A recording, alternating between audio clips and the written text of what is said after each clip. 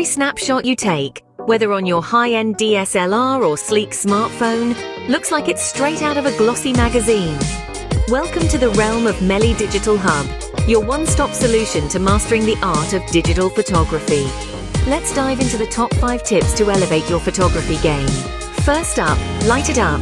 Remember, your camera is a sun worshipper.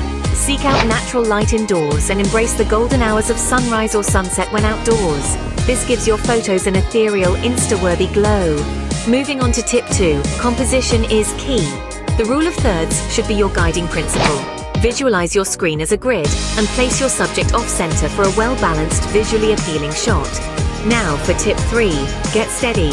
Use both hands, tuck in your elbows or prop your phone on a stable surface. Avoid the curse of shaky hands that can result in blurry, unfocused images. Next, we have tip 4, the magic of editing.